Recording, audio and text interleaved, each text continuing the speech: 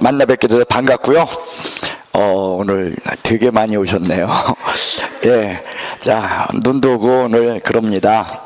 옆에 분들한테 덕담 한마디 합시다. 당신 붙을 거요. 자. 예. 자, 우리 지난주에 수업했던 내용들을 갖다가 잠깐 복습해 보도록 하겠습니다. 제일 먼저 지난주에 뭐 배웠냐면, 우리가 뭘 수업했냐면 기본 의무에 관한 것을 다뤘어요. 그래서 기본 의무, 제일 먼저 품위유지 의무와 신의성실 의무가 같은 29조 1항 속에 놓여 있어서 얘네들은 개업공인중개사 그리고 소속공인중개사의 의무로, 품위유지 의무는 전문 직업인으로서의 의무이고 신의성실 의무는 중개 관련 업무를 수행함에 있어서의 의무이다. 그래서 신의성실 의무와 품위유지 의무의 기본적인 차이점은 신의성실 의무 위반이라는 것을 이유로 직접적으로 손해배상 청구 그리고 업무정지 처분할 수 있다. 그러나 품위유지 의무 위반 시 직접 손해배상 그리고 업무정지 불가능하다. 그 다음에 29조 2항에는요 비밀준수 의무가 적혀 있었는데, 비밀준수 의무는 품위유지 의무, 신의성실 의무와 차이점이 개업공인중개사 등의 의무였어요. 그래서 개소보가 여기에 적용을 받고, 얘는 소멸시효 규정 또는 제척기간에 적용을 받지 않아서 그 직을 떠난 이후에도 비밀을 누설해서는 안 되는데, 그 비밀은 내가 알고 있는 모든 비밀이 아니라 업무상 알게 된 비밀에 국한된다. 그거였습니다. 그리고 비밀준수 의무 위반 시에는 행정처분으로는 업무정지이고, 그리고 행정형벌로 1학년 일반인데, 얘는 중개사법에 유일하게 반의사 불벌죄, 피해자의 명시한 의사에 반하여 벌하지 아니한다는 반의사 불벌죄로 기술되어 있고, 이 비밀준수 의무가 깨지는 경우가 있는데 이것을 법익 형량설이라 해가지고 이 법 또는 다른 법에 특별한 규정이 있는 경우다. 그래서 이 법이라고 하는 것은 확인 설명이나 신의성실을 의미하고, 다른 법은 선서한 증인, 이렇게 말씀드렸습니다. 법에는 이렇게 두 가지가 있지만, 판례는 손해배상 책임이라는 걸 묻기 위해서 부득불 선량한 관리자의 주요 의무라는 것을 인정한다. 그러나 이것은 우리 법에 있는 것이 아니라 판례가 인정하기 때문에 이걸 이 조항 선량한 관리자의 주요 의무를 위반했다는 이유로 업무정지 처분할 수 있는 것은 아니다. 다만 손해배상 책임을 묻는 것이고, 이 선량한 관리자의 주요 의무는 이행단계를 지배하는 의무이다. 이거였죠. 그 다음에 이제 금지행위를 봤어요. 금지행위는요 공인중개사법 33조에 있는 내용으로서 그 대상은 개업공인중개사 등이다. 그리고 일반인이나 무등록자는 적용 없고, 미수범 처벌 없고, 과실범 처벌 없고, 그리고 공범 처벌 같은 거 없다. 오로지 기수범, 고의범, 그리고 정범만 처벌한다. 그 다음 금지행위 중에서 그 33조에 있는 금지행위 중에서 1년 1,000만 원, 1학년 일반에 해당하는 것은 기수 매무다. 그래서 기망행위는 모든 거짓말이 다 금지되는 게 아니라 거래상 중요사항이다. 이때 그 거래상 중요사항이 무엇인가? 이것은요 여러분들 거래상 중요 물건의 가격이나 현황을 의미하고 있다라는 게 판례고, 학설은 대체로 확인설명과 일치하는 것으로 보는데 확인설명보다는 좀 더 좁게 봐야 된다는 것이 의미이다. 그 다음에 거짓된 언행 그 밖의 방법이라 해가지고 그 밖의 방법이 무엇인가를 우리가 생각하자. 그것은 묵시적 기망, 그저 침묵에 의한 기망까지도 포함된 것이다. 그래서 거기 보면 자기 및 부작위 포함. 그 다음에 두 번째로 실비 초과, 중개 보수 실비 초과, 사례 증여 그 밖에 어떠한 명목으로도 보수 실비를 초과해서 금품을 받는 행위다. 금전으로 되어 있지 않고 금품으로 되어 있기 때문에 여러분들 금액 돈 현찰 말고 다른 물건으로 받는 것도 여기에 해당한다. 그 다음에 기억, 당좌 수표가 부도나거나 초과 수수료를 받았다가 돌려주거나 합의에 의하여 수수료를 더 많이 받았어. 법정 수수료를 초과해서. 이런 것들은 모두 여기 금지행위, 보수 실비 초과 행위에 해당한다. 근데 중개 수수료가 아닌 뭐 분양 대행료, 상담료, 그 다음에 용역업의 알선업, 권리금에 대한 사례 이런 것들에는 여기에 적용이 없다. 그래서 해당 안 함이었습니다. 그 다음에 세 번째로 중개대상물 매매를 업으로 하는 거 행위다. 그래서 여기는 중개대상물 매매 업 요 세 가지를 꼭 나누어서 여러분들이 기억해 주길 바랬어요. 그래서 계속적 반복적으로 중개대상물 매매를 한 경우에만 해당해. 모든 거래를 다 포함한 것이 아니다. 그 다음에 니은 여기에는요 분양권 매매를 업으로 한 행위까지도 포함된다. 그래서 분양권은 여러분들 중개대상물에 해당한다라는 거 기억해 놓자. 그 다음에 무등록자와 협력하는 행위는 알면서다.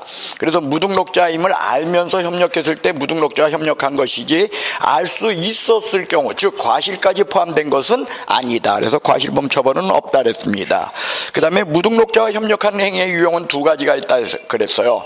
그를 통하여 중개를 의뢰받거나 그에게 자기 명의를 이용케 하는 행위. 그래서 그를 통하여 중개를 의뢰받다. 그것은 중개계약만 있었다 할지라도 확인설명이나 조사 확인이 없어도 무등록자와 협력한 게 된다는 것이고, 그 다음에 그에게 자기 명의를 이용케 하는 행위, 요거는 자격증, 등록증 양도되어 그래서 다른 사람에게 공인중개사가 다른 사람에게 자기 성명을 사용했다. 이건 자격증 양도되고 왜? 공인중개사였으니까. 그 다음 개업공인중개사가 다른 사람에게 자기 성명 또는 상호를 사용했다. 이건 등록증 양도되어야. 그러나 개업공인중개사가 다른 사람에게 자기 명의를 이용했다. 이거는 금지행위에 해당한다. 그래서 구분해서 기억하자. 그 다음에 이제 3학년 3반이었는데 3학년 3반은요 서직상투죠. 2페이지요. 2페이지. 서직상투. 그래서 부동산 관련 증서에는 일단 분양권이나 상가 분양 계약서 같은 것들은 여기에 포함되지 않는다. 여러분들 잠깐요. 지금 뭐 하는지도 몰라? 없어? 지난주에 거 안 갖고 왔어요? 예, 이거 좀 봅시다. 그래서 하여간에 이게 무의미한 시간이 될까봐 오늘 거 봐봐. 오늘 걸요. 잠깐. 오늘 거는요, 제가, 이게, 지난주에 그 야간반에서, 답도 못 달겠대. 너무 빨리 나가니까. 야간반은 특히 또, 여러분들 이게 답 달 때 쭈룩 답 읽어주고 말잖아요. 답도 못 달겠다 그래가지고, 제가 야간반에 그 건의를 받아들여서, 거기 보세요. 이렇게 가로 안에 뭐가 있어? 각주 달아놨어요. 1, 2. 그랬죠? 그래가지고 맨 뒷페이지 봐봐. 됐어요? 예, 이렇게 각주 달아놨어. 이거 미주로 달라 그러다가, 아니죠. 미주인가 각주인가, 이거 해서 페이지별로 달라 그러다가 이게 편집하는 과정 속에서 페이지가 바뀔까봐 제가 그냥 한꺼번에 끝으로 다 달아놓은 거예요. 됐어요? 할 수 있겠어? 이거 일부러 이렇게 달아놨어요. 그러니까 이제, 쭈르륵 나가더라도 헷갈리지 마세요. 그리고 저기 자꾸 잊어버리시는데 지난주에 한 것을 아침마다 복습을 하니까 꼭 어떻다? 갖고 오는 거 그거 기본이요. 그래서 아까 내가 없으실까봐 지난주 거 갖다 오라 그러신 거야. 교재 갖고 하시면 되고. 예. 예, 그 다음에 거기 보시면 부동산 관련 증서에는 그런 것들이 있어서 그 부동산 관련 증서에 대한 건 여러분들 중개도 걸리고, 가로는 중개죠. 그 다음에 매매를 업으로 하는 행위에도 여기 걸린다. 그 다음에 직접거래, 중요한 것은 직접거래라고 하는 것은 의뢰인과 개업공인중개사가 거래한 것이다. 그리고 말 그대로 거래이기 때문에 매매교환 임대차를 다 포함한다. 그리고 직접거래 상대방 의뢰인이라고 할 때는 본인뿐만 아니라 수임인이나 대리인까지도 포함된다. 그 다음에 쌍방대리는 계약서 혼자 앉아서 쓰는 거다. 그래서 이행장에서는 쌍방대리 문제가 발생하지 않는다. 그래서 6번 직접거래 쌍방대리, 의뢰인과 직접거래를 하거나 쌍방을 대리하는 행위. 그 다음 기업, 대리인이나 수임인도 포함. 그 다음 다른 개업공인중개사의 알선으로 거래한 경우는 자기의 의뢰인이 아니기 때문에 여기에 해당하지 않는다. 해당 아니다야. 그 다음에 투기조장행위입니다. 투기조장행위는요, 기본적으로 거기 보면 두 가지 부동산이 적혀있다. 관계법령에서 탈세 등 목적으로 관계법령에서 소유권 보존 등기, 이전 등기 이거 하지 아니한 부동산. 두 번째, 관계법령에서 전매 등 권리 변동이 제한된 부동산. 그리고 두 부동산을 중개하는 행위. 이게 투기조장 행위로, 투기조장 행위의 특징은 전매 차익이 없었다 할지라도 투기조장 행위에 해당한다. 그거였죠. 그리고 금지 행위의 행정처분은 개업공인중개사의 경우는 모두 임등치, 그리고 소속공인중개사의 경우에는 자격정지였습니다. 그 다음에 중개보수에 관한 걸 다뤘습니다. 중개보수는 첫째로 중개보수 청구권, 그 문제를 다루고, 두 번째는 중개보수 요율에 관한 걸 다뤘고요. 세 번째로는 중개보수 산정 기준액, 그리고 네 번째로 관련 문제, 이렇게 다뤄나갔습니다. 그래서 중개보수권의 발생은 거래계약 시에 발생하는 것이 아니라, 그죠? 예, 중개계약 시에 발생한다. 그래서 거래계약을 정지조건으로 중개계약 시에 발생한다. 그 다음, 중개계약서에는 보수청구권에 관한 규정이 있다라는 게 여러분들 기억하다라 그랬어요. 그 다음, 개업공인중개사의 채권자가 이 중개보수 청구권에 대해서 가압류 등 할 수 있다였습니다.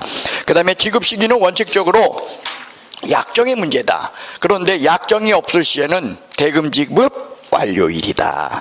그 다음에 소멸에 관한 것입니다. 개업공인중개사의 고의과실로 계약이 무효 취소 해제되었을 시에는 중개보수 청구권을 행사할 수 없다. 그거였죠. 예, 그 다음에 이제 거래대금 산정에 관한 것이 있는데, 매매의 경우에는 거래가액을 기준으로 하고, 교환의 경우는 큰 쪽을 기준으로 하는 것이 원칙이다. 그러나 수수료 체계가 다를 시에는, 그죠? 이때는 여러분들 비주거용을 기준으로 해서 할 수도 있다. 주택외를. 그 다음에 임대차의 경우는 보증금 플러스 월세 곱하기 100이다. 그러나 이것이 5천만 원 미만일 땐 보증금 플러스 월세 곱하기 70. 그리고 분양권의 경우에는 실거래가, 즉 기납입액 플러스 프리미엄, 이렇게 해가지고서 산정액을 구한다. 그 다음에 수수료 요율인데, 주택의 경우는요, 국토교통부령이 정하는 범위에서 시도조례로 정한다 해서 국토교통부령에 보면 매매 교환은 0.9%, 임대차의 경우에는 0.8% 범위에서 시도조례로 정한다. 이렇게 국토교통부령에 적혀 있다. 그래서 시도조례다. 그래서 일방이 받는 중개보수의 한도는 매매 교환의 경우는 0.9%, 임대차 등의 경우는 0.8% 범위이다. 그 다음에 주택 외에, 이거는 무조건 국토교통부령에 정해져 있다. 근데 국토교통부령에 가서 보면 매매 등 교환이든 임대차든 논할 것 없이 거래 금액의 0.9% 범위에서 상호 합의하에 정한다. 즉 약정이라는 거였어요. 그런데 여기에서 전용 면적이 85제곱미터 이내의 오피스텔의 경우에 있어서만큼은 다르다. 여기에서는 매매 교환은 0.5% 범위, 임대차는 0.4% 범위에서 상호 정한다. 그 다음에 관련 문제. 동일이 무조건 몇 번 나와야 된다 그랬어? 3번. 동일한 기회에 동일한 중개대상물에 대하여 동일한 당사자 간의 매매를 포함한 둘 이상의 거래가 있었을 시에는 매매에 관한 매매였습니다. 그 다음에 복합 건물입니다. 그때 주택의 면적이 2분의 1 이상이면 주택으로, 주택의 면적이 2분의 1 미만이면 주택 외로 보고 중개보수를 산정한다. 그거였습니다. 그 다음 3번. 중개 수수료 중에서 주택의 중개 수수료의 경우에는 사무소 소재지와 물건 소재지가 서로 다를 경우에는 뭘 기준으로? 사무소 소재지의 시도 조례에 의해서 결정된다. 그 다음에 실비는 두 가지가 있다 그랬습니다. 실비는요, 권리관계 등 확인에 소요되는 비용으로서의 실비와 계약금 등 반환 채무 이행 보장에 관한 실비로서, 권리관계 등 확인에 소요되는 비용으로서의 실비는 이자 없잖아. 그래서 권리 이전 의뢰인. 그 다음 계약금 등 반환 채무 이행 이자가 있어요. 그래서 권리 취득 의뢰인. 그리고 이것은요, 실비는 특징이 뭐냐? 주택이든 주택 외든 논하지 않고 다 뭐에 의한다? 지도조례에 의한다. 그거였습니다. 그 다음 손해배상 우리 지난주에 수업했죠? 손해배상까지 한 것 같아요. 공인중개사법 30조에 보면 1조 30조 1항 2항은요, 여러분들 손해배상 책임에 관한 것이고, 그 다음에 3조 4조 3항 4항 그 이하는 그건 뭐냐면 업무 보증에 관한 내용을 다루고 있었습니다. 그래서 이제 여러분들 그 중개행위에 해당하는가 여부의 문제를 논할 때, 중개행위에 해당하는가 여부, 행위자의 주관적 의사에 의해 결정되는 게 아닙니다. 객관적 정황에 의해서 사회 통념에 따라 결정된다. 그래, 객관적 정황이다. 그래서 무조건 주관서라면 틀린다.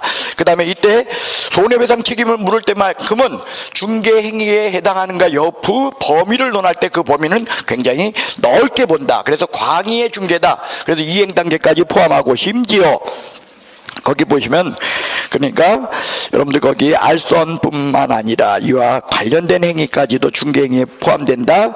예, 이거 행위로 보는 것으로 이게 바로 밀접설이었어요. 그 다음에 그 당구장 표시, 계약 체결 후 계약금 지급에 관한 이야기, 중도금 지급에 관한 이런 이행 단계야. 여기도 포함이고 심지어 그죠? 심지어 경매 3번 막 이런 것까지도 포함이다. 그리고 두 번째 당구장도 범죄에 해당한다 해서 무조건 하여간에 이행 단계까지도 포함된 거다. 그 다음에 책임의 내용, 입증 책임은 누가 진다? 손해봤다고 주장하는 당사자 쪽에서 진다. 그 다음 보증기관의 책임은 모든 업무 보증 모든 책임이다. 아니면은 보증 설정 한도액 내의 책임이다. 보증 설정 한도액. 그 다음에 보증 설정의 방법입니다. 보증보험 공제 공탁이다. 근데 공탁의 경우에는 특수한 게 있는데, 공탁은 사망 또는 해산했다, 폐업했다 할지라도 몇 년간? 3년간 회수할 수 없다. 그 다음에 금액이었죠. 최소 설정 금액, 중개법인은 2억 원, 분사무소 둘 때마다 1억 원 이상, 개인인 개업공인중개사 1억 원 이상, 특수법인의 경우에 농협은 1,000만 원, 그리고 그 외의 특수법인은 다 2억 원 이상이다. 그거였습니다. 그 다음에 보증 설정 및 유지 의무 신규 보증, 이거는 새로 할 적에는 어떠한 업무를 개시하기 전까지 업무 개시 요건이었어요. 여기에 대해서 보증의 변경입니다. 보증의 변경은 기존의 보증이 효력이 있는 기간 중에였습니다. 그 다음에 기간의 만료로 인해서 보증을 바꿀 때는 만료일까지였죠. 그 다음에 업무보증의 법적 성격에 관한 것을 갖다가 다뤘는데, 업무보증은 등록에 있어서는 등록증 교부 요건이고 업무 개시 요건이었어요. 그런데 분사무소에 있어서는 분사무소 설치 신고 요건이었고, 그래서 업무보증을 안 하게 되면 임등취, 등록이 취소될 수 있다는 임의적 등록 취소 사유에 해당했습니다. 그 다음에 보증서 사본 교부에 관한 것인데, 거래계약서 확인설명서 줄 적에 업무보증 증서도 같이 준다 그랬어요. 그럴 때 그냥 준다, 설명하면서 준다. 그 설명 사유는 소금기, 소재지 금액 기간 설명해. 이거 안 하게 되면 100만 원 이하 과태료. 100만 원 이하 과태료였습니다. 그 다음에 이제 손해배상 청구에 관한 건, 업무보증기관에게 손해배상 청구를 하고자 할 때는 반드시 판결문, 화해조서, 그 다음에 손해배상 합의서 또는 이에 준하는 걸 가지고 가야지 준다. 그 다음에 보증기관은 손해배상 한 다음에, 이거는 보증의 성격은 단지 보증일 뿐이야. 이건 보험이 아니라는 거예요. 그래서 개업공인중개사에게 구상권을 행사한다 였습니다. 그리고 이 구상권을 실효성 있게 하기 위해서 15일 이내에 보증보험 공제는 다시 가입, 공탁은 부족하게 된 금액을 보전하여야 한다. 이게 우리가 지난주에 여기까지 봤어요. 여러분들 이게 일주일 동안 여러분들이 딴 거 열심히 하셨어, 그죠? 그래서 기억 안 나죠? 그래도 머릿속에 있는 것들 여러분들이 조근조근 이제 끄집어낼 수 있는 그런 상태가 어느 순간에 도달할 겁니다. 자, 오늘은요 교재 193페이지입니다. 자, 193페이지에 보면 계약금 등 반환 채무 이행 보장에 관한 제도가 있죠. 자, 이건요 여러분들 우리가 지난주에 실비를 설명하면서 잠깐 했던 거예요. 자, 이런 거요. A가 매도인이고요, B가 매수인입니다. 그런데 매도인이 이 물건을 갖다가 매수인한테 파는 것에 대한 반대급부로 매수인은 매도인한테 현찰을 줘야 돼요.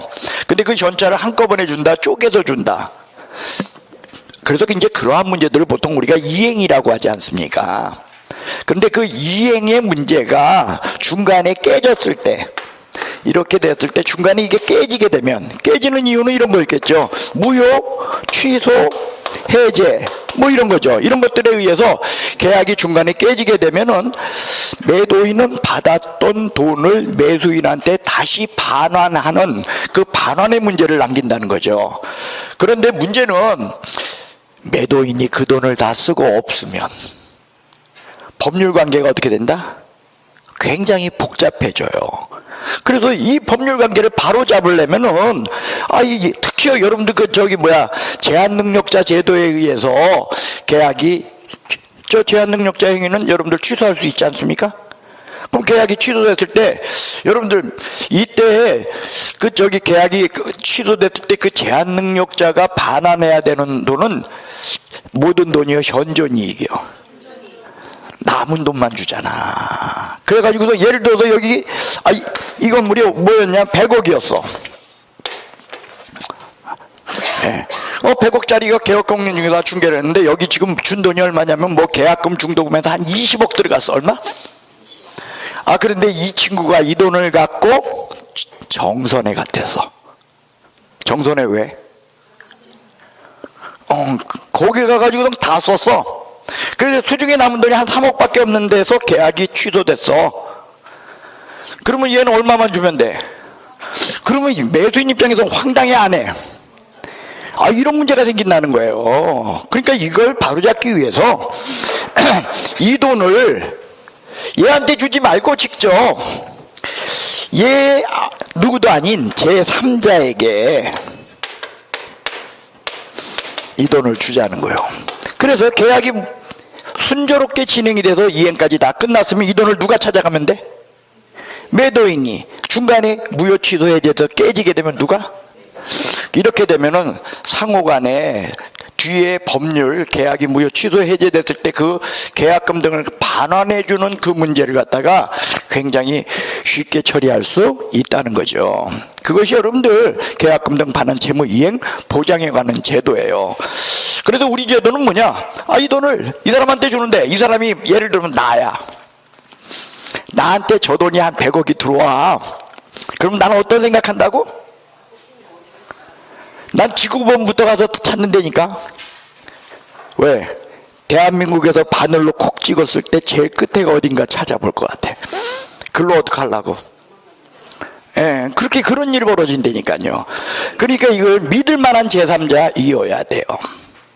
그런데 이 제3자가 암만 믿을만 해도 자기 수중에 갖고 있으면 안 돼. 그래서 이 사람 명의로 금융기관 등에 이걸 예치하도록 해야죠. 이렇게 하게 되면은 이 사람도 함부로 끊어갈 수 없게 되겠죠. 이런 제도가 여러분들 우리 제도가 이야기하는 거예요. 근데 이 제도의 문제는 뭐냐? 매도인한테는 이게 너무 억울한 제도야. 왜? 여러분들 계약금 중도금 내 손에 들어오는 게 좋아? 내 손에 아니고 딴 데 가서 틀어박히는 게 좋아? 그러니 내 손에 들어오질 않는다는 거예요. 근데 문제는 이거야. 이 사람이 땅 주인, 땅 부자였거든? 근데 현찰은 없었어. 근데 당장 있잖아. 당장 지금 굶어 죽게 생겼어. 이 돈을 좀 꺼내 쓰고 싶어. 근데 이거 꺼내 쓰면 될까요? 안 될까요? 이 돈을 매도인이 만약에 마음 놓고 꺼내 쓴다면 제도적 취지가 어떻게 될까요? 이 제도적 취지가 사라져 버릴 것이고, 그리고 반대로 이 돈을 꺼내 쓸 수 없다고 하면 매도인한테 너무 가혹한 제도가 돼요. 그래서 결국 뭐냐? 매도인이 정 필요할 때 이 돈을 꺼내 쓰는데 뭐냐? 믿을 만한 사람한테 보증서 가지고 그 사람이 보증서를 발급해 줘야만 저 돈을 꺼내갖게 하자는 거예요. 근데 이 보증도 마찬가지요. 믿을 만한 사람이어야 해. 예를 들면은 노숙자 아무나 갖다 놓고선 거기다 사인 시키고서 저 돈 꺼냈으면 되겠어? 안 되겠어? 그러면 안 되겠죠. 그러니까 이 제도에서 보는 건 이거예요. 첫째로 이 사람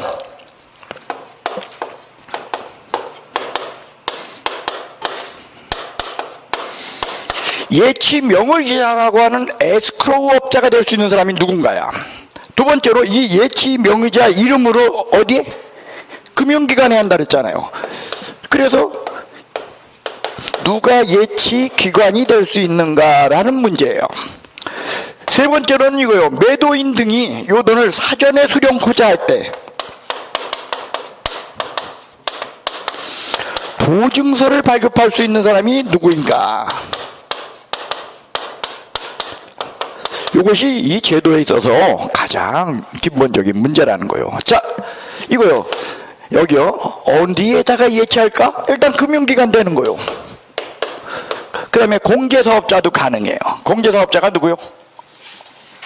공인중개사협회. 예, 공제사업자. 그 다음에 신탁회사. 그래서 법에는요, 금공신 요렇게만 적어놨으면 좋겠는데, 그러니까 금융기관은 은행, 공제사업자 협회 같은데, 신탁회사 같은데 요렇게만 적어놨으면 좋겠는데 여기다 등자가 붙어 있어. 금공신 등이다 해서 기출문제로 지금 등에 해당하는 사람을 누굴 얘기하냐면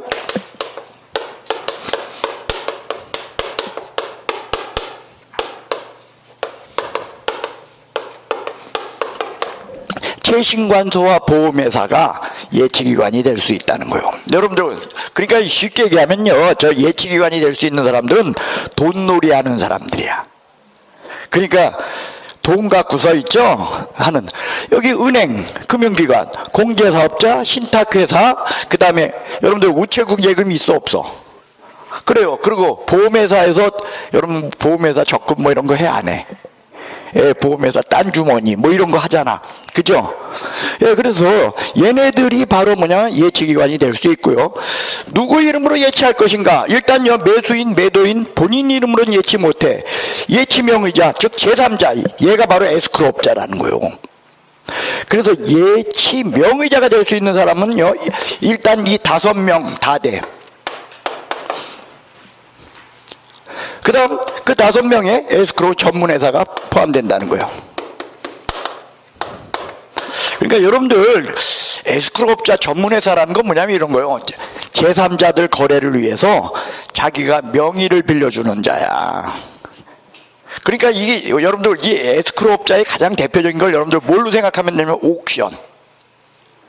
예, 여러분들 옥션 들어가서 물건 사면 옥션이 물건을 파는 거야, 옥션은 자리만 깔아준 거야? 거기에는 판매자 따로 있고 사는 사람 따로 있고 하죠. 옥션은요, 그러면서 거기서 자기가 그걸 갖다가 자기가 자기 신용을 대입했기 때문에 팔고 사는 사람들한테 뭘 떼어먹어?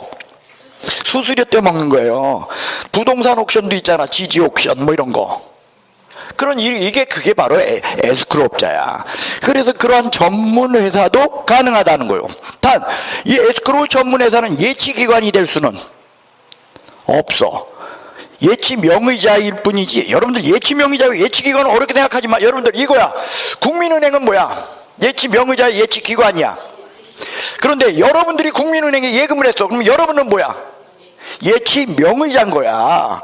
그러니까 누구냐, 요 사람이 이 사람한테 줄 돈을 자기 이름으로 아니면은 다른 사람 이름으로, 다른 사람 이름은 이런 사람들 이름으로, 어디에? 예치기관, 여기에 예치한다는 거요. 이 사람들 이름으로.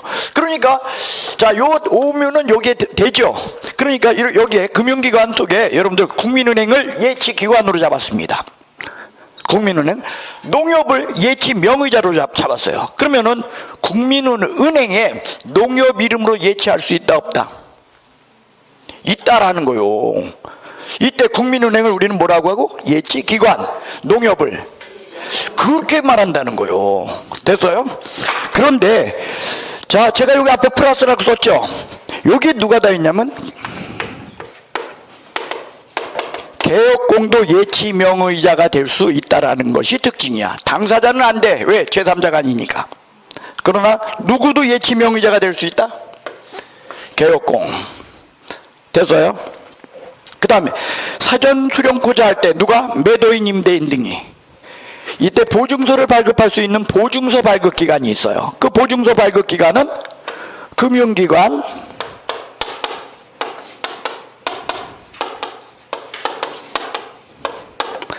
보증보험회사예요. 자, 여러분들 여기 보십시오. 여러분들, 금융기관은 한마디로 그러니까 예치기관, 예치명의자, 그 다음에 보증서 발급기관, 세 군데 다 어떻소? 다 가능한 거야. 그 다음 요거 조심해. 여러분들, 여긴 뭐요? 요거는 여러분들, 보험회사랑 보증보험회사가 다르다는 거 우리가 현실 속에서는 어때? 알지요. 근데 시험에서는 이걸 헷갈려해. 여러분들, 서울보증보험 뭐야? 그래요. 현대해상 뭐야? 다 알잖아. 근데 왜 시험 문제는 헷갈려? 그래요. 이게 다른 거라는 거 여러분들 확인하시길 바랍니다. 그래서 여러분들 요 돈을 매도 임대인 등이 요 돈을 수령코자 할 적에 여기서 이 보증서 발급기관인 여기로부터 보증서를 발급받아서 요걸 누구한테 교부한다? 예치 명의자한테 갖고 가야 돼. 누구한테 갖고 가요? 시험에 이렇게 나와요. 보증서를 발급받아 개업공에게 교부하고 OX X야. 개업공이 반드시 예치명의자야. 개업공인중개사 예치명의자 아닐 수도 있어. 그래요. 또는 이렇게 나와요. 보증서를 발급받아 매수인에게 교부하고 OX X야. 또는 이거야. 보증서를 발급받아 제일 많이 나와 이게 예치기관에 교부하고. 여러분들 왜 예치명의자한테 갖다 줄까요? 여러분들 저 돈을 찾으려면 여러분들 국민은행에다가 여러분 이름으로다가 돈을 예금해놔서 아들 돈을. 누구 돈을? 아들 없죠? 여러분들 딸밖에. 그래요. 애 돈을 갖다가 여러분들 국민은행에다가 예치를 해놨거든. 그럼 애가 가서 찾아야 돼? 엄마가 찾아야 돼? 애가 찾아야 돼? 엄마가 찾아야 돼? 엄마가 찾아야지. 그 돈을 찾을 수 있는 사람은 누구야? 예치 명의자가 그 돈을 찾는다는 거야. 엄마가 찾잖아. 그러니까 애가 그 돈을 쓰고 싶으면 엄마한테 어떻게 해야 돼? 있는 대로 졸라야지. 그냥 맨몸으로 졸라야 돼. 좀 가능한 아양 떨어야 돼. 그래서 그 돈을 찾아야 된다는 거야. 그러니까 여러분들 여기도 이 사람이 예치명의자니까 이 보증서가 있어야만 찾아가니까 이 보증서를 누구한테? 예치명의자에게 교부하고야. 돈을 찾을 수 있는 능력이 있는 자는 누구다? 예치명의자. 됐어요? 그 다음 자 여러분들 정리합시다. 이건 어렵게 생각하지 마. 내용은 굉장히 간단한 거니까 저 좀 보시오. 예치기관 금공신 등 할 때 등에는 누구도 포함? 채신관서, 그 다음에 보증보험회사, 보험회사. 그거요. 그 다음에 예치명의자가 될 수 있는 사람. 일단 이 5명은 다 되고 거기에 누구 포함시켜? 개업공, 에스크로우 전문회사. 그 다음 매도인, 임대인 등이 이 돈을 사전에 수령하고 싶어. 이 돈을 일부를 사전에 꺼내 쓰고 싶어. 이럴 적에 그냥 간다. 보증서를 발급해야 된다. 근데 그 보증서를 발급할 수 있는 기관이 어디다? 금융기관은 다 들어있다 그랬잖아. 그 다음에 하나는 뭐라고요? 보증보험회사가 발급하는 그 보증서를 매도인은 누구한테 갖다 줘야지 돈을 찾아. 그렇게 된다는 거요. 여기까지 됐어요? 여기까지가 일반론인데 여기에 이제 특례가 존재해요. 그 특례는 얘 때문이요. 여러분들 봐봐. 이 동네에 나와 있는 사람들은 돈 없는 사람이야? 돈들 많은 사람이요? 돈 다 많은 사람이야. 근데 개업공은 물론 나보다는 돈 엄청 많지. 하지만 은행이나 이런 데보다는 돈 많아 적어. 개업공도 근데 예치명의자가 될 수 있다는 거예요. 근데 여러분들이 개업공인데 지금 100억짜리 물건을 갖다 준 게 안 되니까, 그래서 여러분들 통장으로다 저 돈을 갖다가 집어넣기로 해놨어. 그럼 어떤 생각한다니까? 그러게 부에노스아이레스 이런 데 생각한다니까 들고 튈 생각하게 돼요. 그래서 예치명의자의 개업공이 있기 때문에 저 개업공이 저 돈을 들고 튀는 것을 막기 위한 특별 조치가 필요하다는 거예요. 딴 애들은 들고 튀지 않아. 문제도 안 생겨. 근데 이게 그래서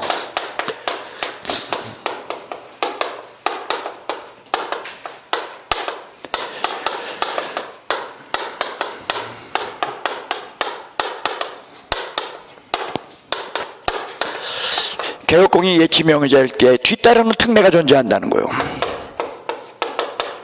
첫째로 필요한 사항을 약정해 놔야 된다. 근데 저 약정사항에 대해서는요, 여러분들 법에 써있지만 시험에 안 나와. 왜? 저건 예시조항이야. 저기 안 써있는 거 약정하면 돼, 안 돼? 돼! 예를 들어 써놓은 거라니까. 그러니까 약정사항 어쩌고저쩌고 외우지 마, 이런 거 쓸데없는 건 15년 동안 한 번도 안 나왔는데, 그런데 그냥 여러분들 정신머리 없이 뭐든지 다 외우려고 들어. 천재야, 천재. 예.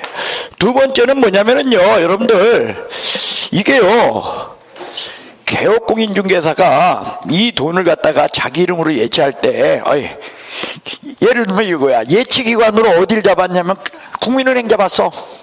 어디? 근데 개업공인중개사가 기존에 현금을 인출입하는 국민은행 통장이 있어. 그러면 그 통장에다 같이 집어넣어도 될까요, 저 돈을? 큰일 나. 그러면, 그죠? 예. 그래서 있죠. 구별하여 관리한다는 거요. 구별하여 관리한다는 거는 그 통장에 그냥 쓴다 아니면은 계좌 하나 새로 다시 터야 된다. 그렇죠. 구별 관리야. 그 다음, 그러면 요 돈을 개업공이 예치명의자가 인출할 수 없을까요? 있을까요? 예? 일단 보증서 발급받아 갖다 주면 인출하잖아. 그죠? 예. 그러니까 구별해서 관리하는데 무조건 인출할 수 없다면 틀려.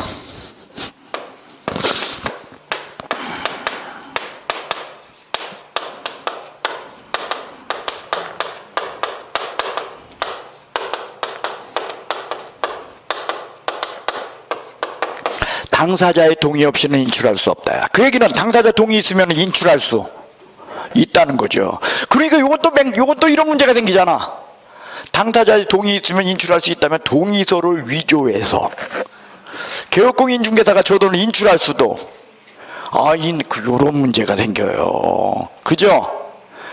그래도 아주 위험할 수 있기 때문에 예. 그래서 여러분들 저거 할 적에 개업공인중개사가 요구할 때만큼은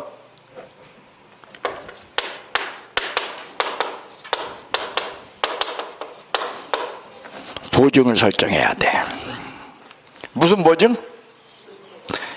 이거 무슨 얘기냐면 이거야. 개업공이 이 돈을 혹시라도 들고 튀면 내가 대신 갚아주겠다라는 보증이야.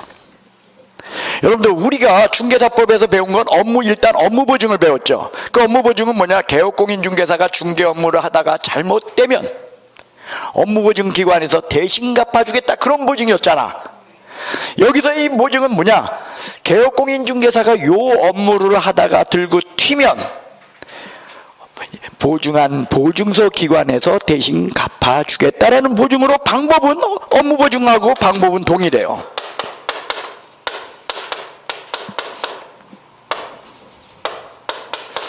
그러니까 보증보험에 가입하거나 공제에 가입하거나 공탁하거나. 그러니까 여러분들 이거 공탁하려면 아까 얼마짜리 물건이었어? 그냥 얼마 공탁하면 돼? 100억 공탁하면. 여러분들 능력 있어 없어? 되겠죠. 그 정도 돈 벌 거야 아마. 네. 그렇게 하라는 거요. 됐어요? 그리고 이때 보증서 사본을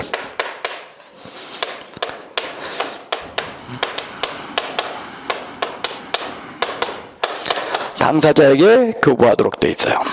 됐어요? 이게 개업공인중개사가 예치명의자일 때 뒤따르는 특례로 예치명의자가 개업공인중개사가 아니라면 이런 거 필요해? 필요 없어? 이거 필요 없는 거예요. 자, 개업공인중개사가 예치명의자일 때 첫 번째 뭐 한다? 약정한다. 두 번째 뭐요? 구별관리한다. 그건 계좌를 새로? 예. 그리고 저도 무조건 못 꺼낸다. 당사자의 동의 없이는 인출할 수 없다. 그 다음 여러분들 이 돈을 그런 게 때문에 하여간 들고 튈까봐 개업공인중개사가 예치명의자일 때는 무조건 뭘 설정해야 된다? 예, 보증을 설정해야 되는데 보증 설정의 방법은 업무보증과 동일해서 보증보험에 가입하거나 공제하거나 공탁하는 거야. 단 방법은 같은데 금액까지 같은 건 아니야. 금액 범인의 경우는 2억 원 이상 저기는 1억 원 이상 그거요? 아니면 예치되는 금액에 해당하는 금액이요. 그러니까 아까 100억 예치하면 업무보증 얼마 해야 돼? 예, 그러면 있죠. 100억 업무보증하면은 그때는 얼마 정도 돈 내야 될까요? 아니요, 그렇게 많지 않아요. 예, 예, 이게 있잖아요. 왜냐하면 기간이 어때요? 기간이 짧잖아요. 여러분들 가끔 가다가 우리 직원애들이 일단 우리 직원들이 집이 부산이고 밀양이고 그래요. 그런데 걔네들이 이제 거기 내려가려고 하다 보면 명절 때 이제 애들 막 크고 그러면서 그러니까 차를 조금 큰 걸 요구할 때 저한테 부탁을 해요. 사장님 차 좀 빌려달라고. 예, 지금은 그런 소리 안 해. 예, 이제는 내 차가 더 위험하거든. 예, 그래서 그런 소리 안 하는데 그때 그렇게 하면은 그래 하면은 제가 와이프한테 얘기해. 왜? 내 차는 없어. 다 우리 와이프 이름으로 돼 있어. 우리 집에 있는 모든 건 다 내 건 하나도 없어. 나 불쌍한 사람이요. 근데 어쨌든 그렇게 얘기를 하잖아. 그러면 와이프가 애들 이름으로 저거 보증을 해요. 그러면 우리 직원들 이름으로다가 보증하면은 그러니까 한 3일, 4일 이렇게 보증하잖아. 얼마쯤 들까요? 예? 제가 지금까지 했던 기억상 4일 정도를 해도 2,000원을 넘어간 적 없어. 2,000원 넘어간 적 없다고요. 2,000원 안 넘어가요. 그러니까 별거 아니야 이게. 그때 하루에 뭐 한 600원, 700원 뭐 그 정도일 거예요 하루에. 다 나이에 따라 다른데 아들놈 이름으로 하면 하루에 한 800원 들어갈걸? 우리 애들 이름으로 하면. 근데 우리 직원들 이름으로 하면은 그렇게. 그러니까 그게 무슨 얘기냐면 이게 뭐 100억이라 해도 그렇게 큰 돈 아니야. 단 개업공인중개사가 이 돈을 썼잖아. 썼기 때문에 저 돈은 결국 받아낸다 못 받아내는 거다. 뭐로? 우리 지난주 했어. 그리고 오늘 아침에도 아까 했어. 실비에는 몇 종류? 권리관계 등 확인에 소요되는 비용으로서의 실비, 그 다음 계약금 등 반환 채무 이행 보장에 따른 비용으로서의 지금 여러분들이 저랑 같이 수업한 이게 뭐야?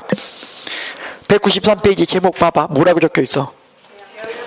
계약금 등 반환 채무 이행 보장에 따른 비용으로서의 실비. 이거 여기서 들어간 이거 실비로 받아내는 거야. 누구한테 받아? 백날에도.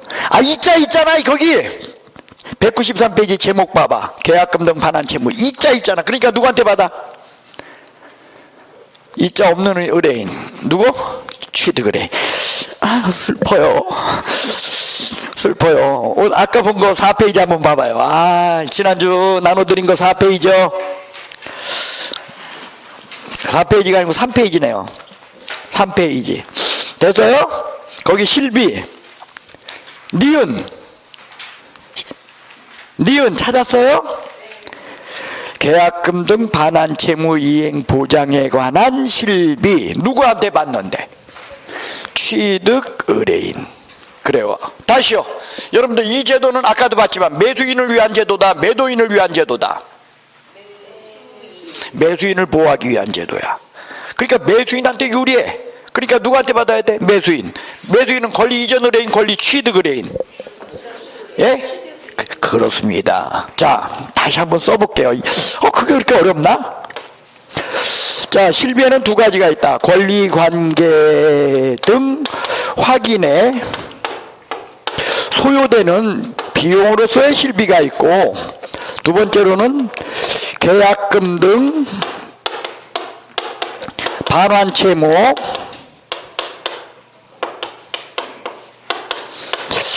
이행 보장에 따른 비용으로서의 실비가 있어서 이 두 가지가 실비다. 근데 실비는 당사자 쌍방 모두에게 받는 게 아니다. 왜? 보수가 아니야. 받은 비용을 청구하는 거기 때문에. 그래서 누구를 도와줬냐에 따라서 도와준 사람한테 받는 거야. 그래서 여기는 확인 설명을 위한 비용이기 때문에 누구한테 받는다? 예? 그래요. 요거는 누구한테 받는다?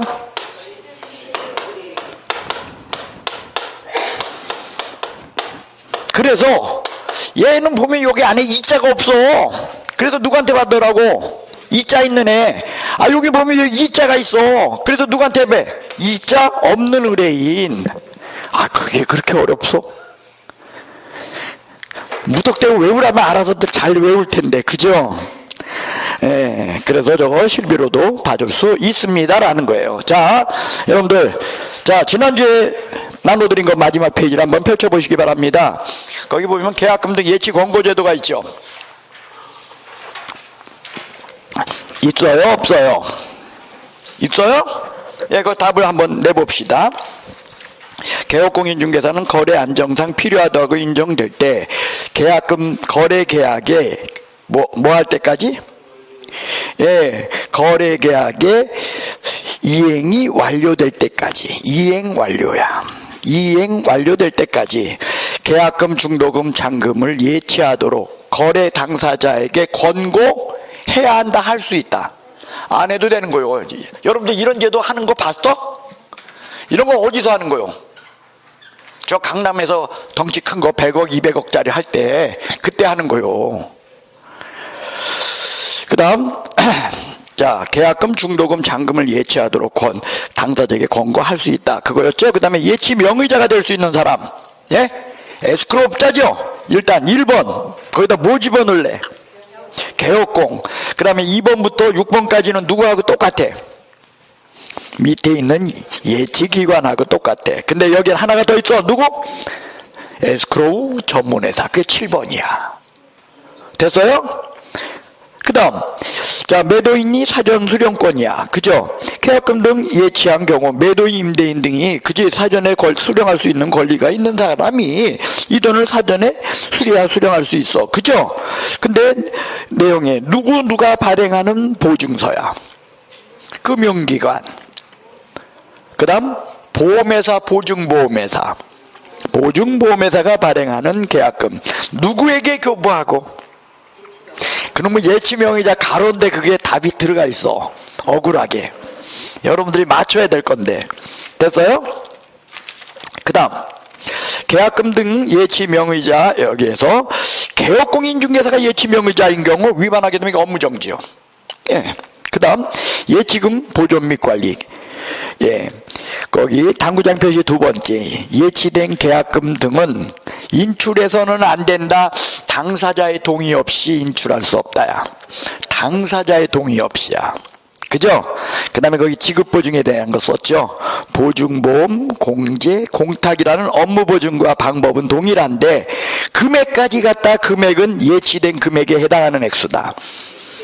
예, 예치된 금액에 해당하는 액수다. 그 다음에 실비 청구권이야. 누구에게 이 돈을 실비로 청구할 수 있다? 권리 취득의뢰인. 그래요. 권리 취득의뢰인. 아, 이거였어요. 여기까지 됐어요? 예, 고생하셨습니다. 그 다음엔요, 여러분들 교재 몇 페이지를 펼쳐주시냐면요, 242페이지를 펼쳐주십시오. 뭐가 있어? 뭐가 있어요? 공인중개사 협회. 자, 이제요, 여러분들 협회는요, 여러분들하고 제가 뭘 다루냐면 협회가 갖고 있는 법적 성격이 무엇인가를 다루고요. 두 번째로는 협회의 조직은 어떻게 되어 있는가를 다루고요. 세 번째로는 협회의 업무를 다뤄요. 그리고 네 번째로는 협회 업무 중에서도 제일 중요한 건 공제사업이야. 여기 봐봐. 여기도 공제가 들어있잖아. 그죠? 공제사업자. 그죠? 그리고 협회의 업무 중에도 이 공제 업무는 손해배상 책임이라고 하는 막중한 그거하고 연결되어 있어. 그래서 그 공제사업에 대한 협회의 굉장히 중요한 내용들, 이런 것들을 갖다가 다루는데 언제?